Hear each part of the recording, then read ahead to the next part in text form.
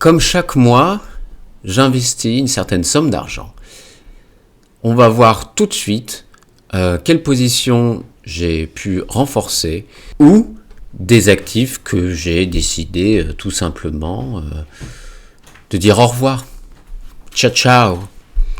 Vous êtes ici sur la chaîne Finance Scénique, la chaîne qui parle d'investissement mais aussi de mode de vie. Puisque l'investissement, ce n'est pas seulement des chiffres, mais c'est aussi une manière de vivre. Alors sans plus attendre, on va voir mon portefeuille Bucks. Donc là, vous voyez que la valeur de mon portefeuille est de plus de 11 000 € actuellement. Donc là, par rapport au précédent mois, c'est un petit peu baissé par rapport à la performance maximale. Mais là, j'ai décidé d'investir. J'ai investi 200 € sur une action qui s'appelle Taiwan Semiconductor ADR. Donc il s'agit d'une boîte qui fabrique des semi-conducteurs. Pourquoi j'ai décidé d'augmenter ? Tout simplement, certes c'est un secteur, il est dans un secteur qui est cyclique, qui est soumis au conflit géopolitique. Mais cette boîte reste résiliente et surtout elle a des gros clients tels que Nvidia, Amazon, Apple, etc. Donc là j'ai privilégié, on va dire, la sûreté du dividende plutôt que le gros rendement, si je puis dire.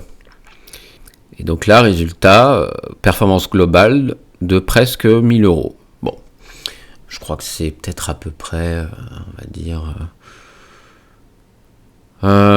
oui, 9%. Ouais, c'est 9%. Voilà mon portefeuille à croissance, Trading 212. Donc là, comme j'avais dit lors d'une de mes précédentes vidéos sur AMD, j'ai décidé finalement de vendre cette position. Parce que tout simplement, des performances décevantes. Il y a aussi le fait que je suis trop exposé au marché des technologies. J'ai Nvidia, j'ai Applied Materials, j'ai Microsoft, etc. Donc là, j'ai décidé de vendre tout simplement. Et j'ai investi aussi 200 €. Donc résultat, ce que j'ai fait, c'est que j'ai renforcé mes positions sur Microsoft. Pourquoi ? Parce que c'est un bon mote, un dividende solide qui augmente de plus en plus. C'est un acteur qui est, c'est un peu le Nvidia des ordinateurs. Ensuite, Amazon, tout simplement, la vente que j'ai pu faire grâce à AMD, j'ai tout simplement mis l'argent, sur Amazon. Pourquoi ? Parce que c'est un secteur, c'est une boîte qui commence à être une boîte de sûreté. Son côté, le côté intelligence artificielle, le cloud plus particulièrement, je pense qu'il est encore sous-exploité. Je pense qu'il y aura peut-être des énormes bénéfices, en tout cas une hausse de l'action d'ici les prochaines années ou les prochains mois.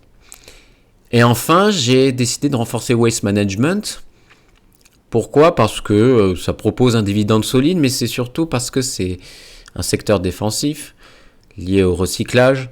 Et je voulais ne pas être trop exposé au secteur technologique. Voilà. Par ailleurs, je pense que par exemple LVMH, ça va me poser de plus en plus de problèmes.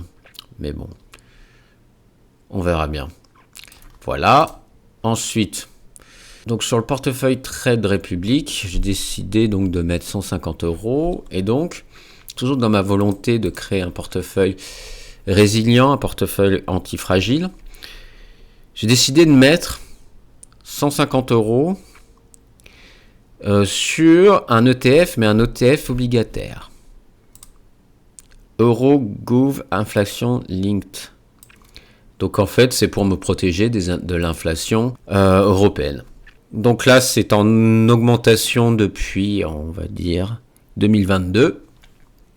Donc composition, oui. Ah bah oui. J'ai bien la dette française. Hein. Alors là, t'inquiète, je vais la voir. Elle est bien là. En plus, pardon, excusez-moi. J'ai la dette. Ouais, j'ai beaucoup de dettes françaises.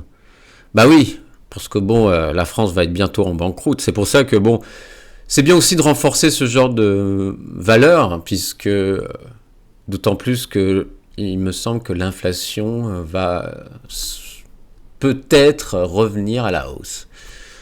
Donc voilà. Bah écoutez, je pense que c'était tout bon.